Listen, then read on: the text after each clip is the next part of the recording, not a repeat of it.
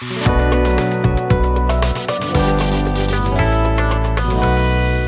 selamat bertemu kembali dengan saya, Anggoro Santoso, dosen pengampu mata kuliah Creative Thinking Universitas Siber Asia.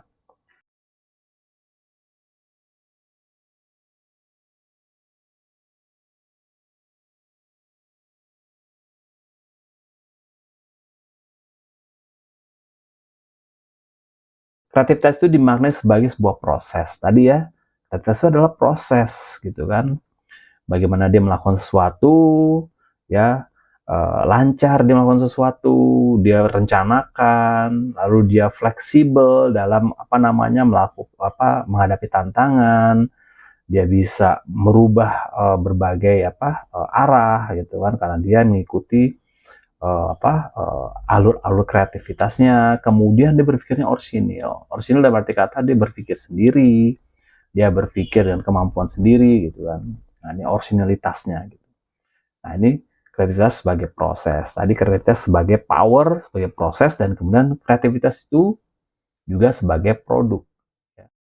Kreativitas itu adalah sebuah produk. Jadi biasanya seorang itu bisa dinilai dia kreatif atau tidak dilihat dari hasil cerminan produk gitu kan, kelihatan produknya gitu. Misalnya hasilnya macam-macam ya. Orang kreativitas tuh biasanya menghasilkan produk tertentu, baik itu berupa tulisan, berupa karya, kemudian ada bentuk barang dan lain-lain. Jadi orang kreativitas itu bisa terlihat kreativitas ketika dia melihat sebuah hasil proyeknya atau sebuah hasil karya atau sebuah hasil pemikirannya. Kemudian kreativitas juga dimaknai sebagai personal, person. Jadi kreatif ini dialamatkan bukan pada produknya, tapi pada proses bagaimana ia dan energinya itu sebagai individu, ya. Jadi dilihat dia bagaimana dia menghadapi berbagai tantangan sehingga hasilnya akhirnya dia bisa mencapai posisi tertentu atau bisa mencapai posisi tertentu atau menghasilkan sesuatu yang bisa dilihat dari awal, dari nol sampai akhirnya dia menjadi sekarang.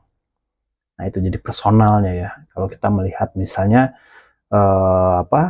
profil-profil dari orang-orang top dunia ya, misalnya Bill Gates, kemudian Steve Jobs, kemudian Mark Zuckerberg gitu kan, atau orang Indonesia misalnya Khairul Tanjung, kemudian pendiri Tokopedia dan lain-lain, itu bisa dilihat dari kreativitasnya itu dari personalnya kreativitas seperti itu ya. Jadi kreativitas itu ditinjau dari 4 aspek tadi, yaitu sebagai power, kekuatan, sebagai proses. Kreativitas juga dinilai sebagai bentuk produk dan juga sebagai personal. Creative thinking. Bicara creative thinking, tentu kita akan bicara tentang bagaimana otak kita, karena berpikir kreatif itu menyangkut otak ya. Creative thinking itu atau otak kreatif itu ada di kanan ya. Kalau otak kiri itu biasanya otak yang berurusan dengan logika, hitung-hitungan, kemudian kalau istilah dalam penelitian tuh kuantitatifnya gitu kan. Nah, kalau otak kanan itu lebih kepada imajinasi, kemudian konsep, gambar, dan lain-lain. Nah, otak kanan ini atau otak kreatif ini sebenarnya sudah ada dalam diri manusia, khususnya untuk dalam konteks manusia yang sehat ya, artinya kondisi otaknya yang sehat. Meskipun ya dia dari sisi manusia itu memiliki misalnya tidak memiliki kelengkapan tubuhnya gitu kan, ya misalnya tidak bisa disabilitas, asalkan dia masih memiliki otak yang sehat, dia akan bisa melakukan kegiatan atau berpikir kreatif. Kenapa? Karena otaknya masih sehat. Anda bisa lihat ya, berbagai manusia yang dikaruniai kelebihan meskipun dalam kondisi disabilitas, tapi dia bisa berkarya, dia bisa menjadi sesuatu, dia bisa bahkan menjadi salah satu motivator. Kalau Anda lihat ya, ada motivator yang kondisinya sebagai manusia itu dia tidak utuh gitu kan ya, maksudnya ada tangannya atau kakinya gitu, tapi dia bisa mencapai posisi tertentu atau dia bisa memiliki pemikiran-pemikiran yang luar biasa. Karena apa? Karena otaknya masih sehat. Jadi selama otak kanan kita masih sehat atau otak kita masih sehat, kita masih bisa berpikir kreatif. Otak kiri ada otak kanan.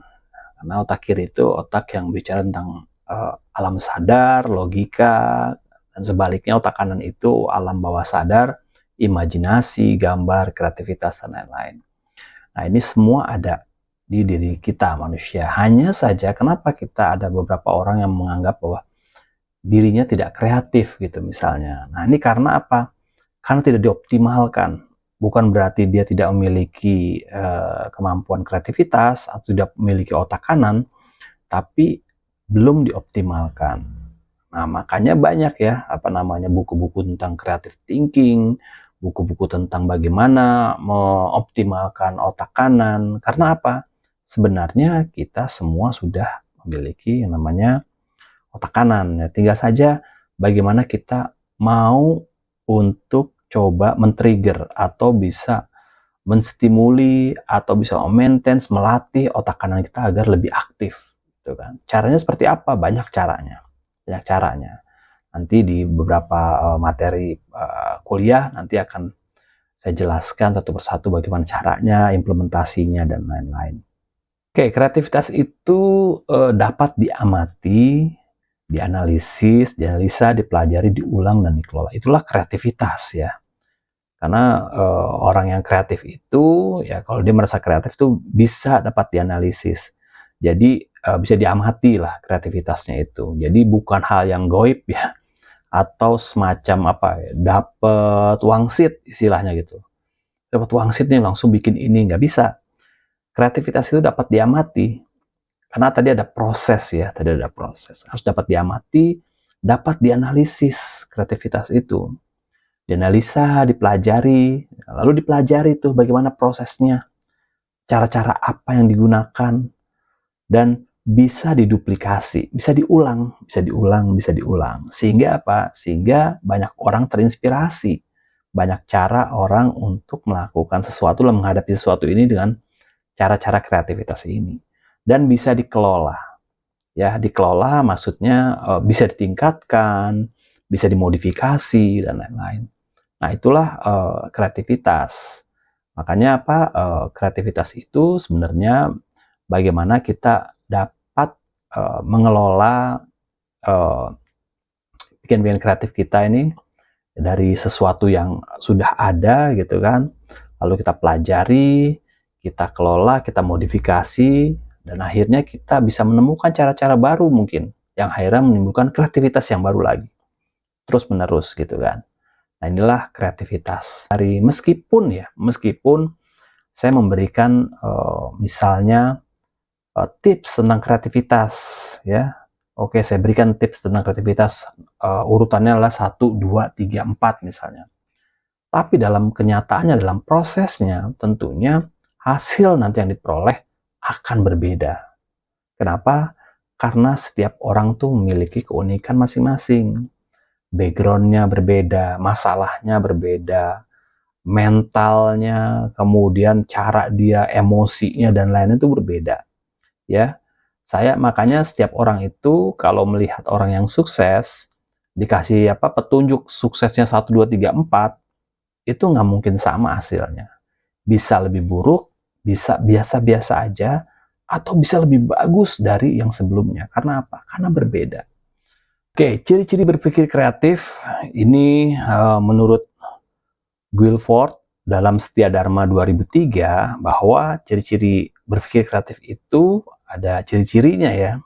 Ya, salah satunya adalah berpikirnya lancar. Berpikirnya lancar dia gitu kan. mampu dia memproduksi banyak gagasan atau jawaban-jawaban yang relevan. Harus berpikir itu lancar. Nah, kelancaran berpikir ini tentunya bisa didapat bukan wangsit, bukan apa ya, karena apa? Karena banyak referensi. Kita bisa kreativitas itu banyak caranya ya. Ada beberapa ya, salah satunya adalah dengan pengalaman dan juga melalui bacaan ya. Pengalaman, diskusi, kemudian kita banyak membaca gitu kan. Akhirnya apa? Kemampuan berpikir kreatifnya itu makin terasa. Karena hal yang kita baca, yang kita alami ketika itu berpengaruh dalam hidup kita atau berpengaruh dalam mental kita, akhirnya biasanya itu disimpan di alam bawah sadar. Tadi itu ya. Kalau kreativitas itu adalah bicara tentang alam bawah sadar, berpikir alam bawah sadar. Kalau otak kiri itu yang pikiran alam sadar kita, ya. Alam bawah sadar itu kapasitasnya itu 80-90% dibanding alam sadar. Karena apa? Itulah yang membuat kita bisa berjalan, bisa naik motor, bisa berbicara, ya, bisa berenang dan lain-lain. Itu karena pikiran alam bawah sadar kita yang kita rekam ketika kita mau menyetir.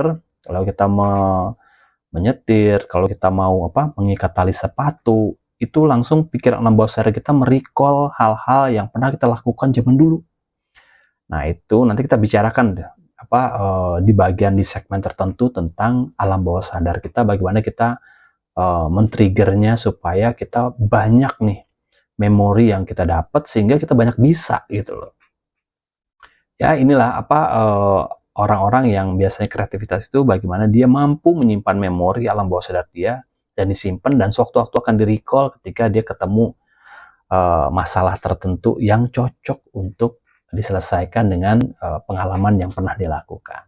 Nah, inilah ciri-ciri berpikir kreatif dalam dasar-dasar creative thinking pada kuliah minggu ini ya teman-teman.